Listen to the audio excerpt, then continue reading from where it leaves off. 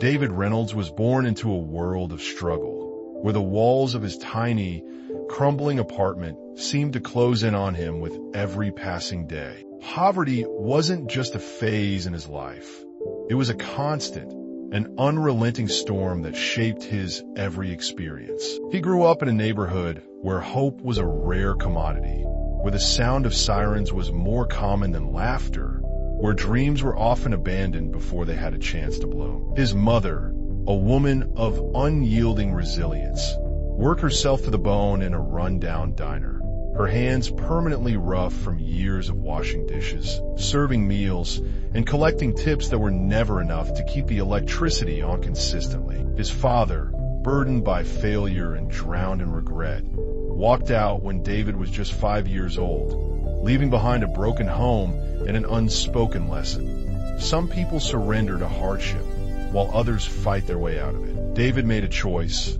Even as a child, he would be the latter. He would fight, not just for himself, but for his mother, for the future he believed he could carve out, even when the world told him otherwise. His childhood was a battlefield, not just against hunger and financial struggles, but against the psychological weight of feeling less than. His clothes were secondhand, his shoes were worn down to their soles, and the cold winter nights were battles of endurance, wrapped in threadbare blankets that barely kept the chill away. While other kids played with toys, David was outside finding odd jobs, mowing lawns, cleaning cars, selling newspapers, anything that would bring in an extra dollar. He wasn't just working, he was learning. He was observing how money moved, how businesses operated, how hard work and persistence could transform circumstances. School, for him, wasn't just about grades.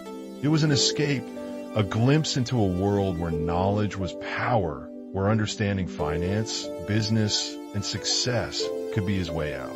Despite the exhaustion of working before and after school, David studied relentlessly. Late at night, under the dim glow of a flickering streetlight, he pored over textbooks, teaching himself about investments, economics, and entrepreneurship, subjects that kids in his neighborhood weren't supposed to care about. But he cared. He cared because he knew that no one was going to save him. No knight in shining armor was coming. No miracle was waiting in the wings. He was his own last hope. But life was relentless, testing his will at every turn. There were days he went to bed hungry, moments where he felt the crushing weight of failure, times when giving up seemed like the only option. He was mocked for wearing the same clothes day after day, ridiculed for dreaming beyond what society had assigned him. But through every insult, every setback, every painful moment, David held onto a single thought: this is not where my story ends. Graduating high school was an achievement,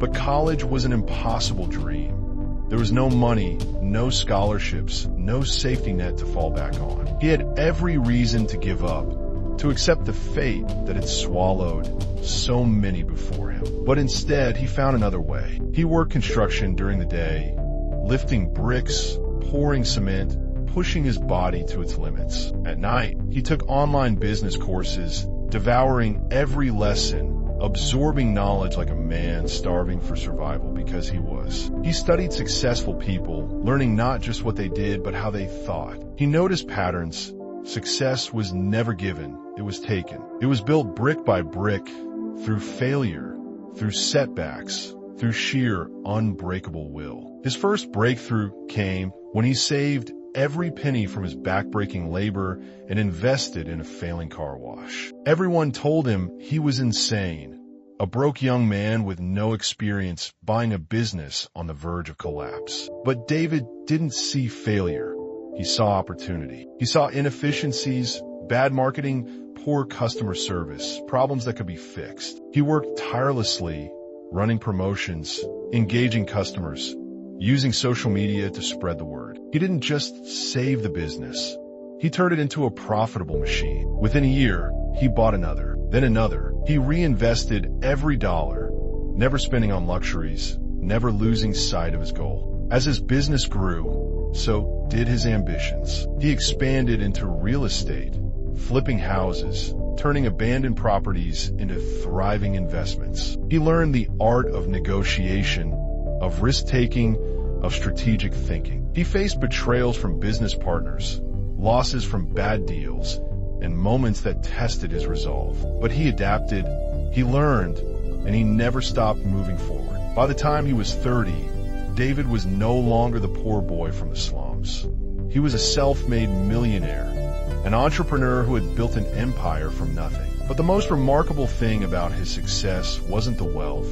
It was what he did with it. He never forgot where he came from. He built free financial literacy programs in low-income communities, teaching kids what schools never did: how to escape poverty, how to manage money, how to create wealth. He mentored young entrepreneurs, giving them the guidance he never had. He funded scholarships, helping others climb the ladder he once fought so hard to scale. People often asked him, "What's the secret? How did you do it?" His answer was always the same: "I refused to quit. I refused to accept that poverty was my destiny." Success isn't about where you start.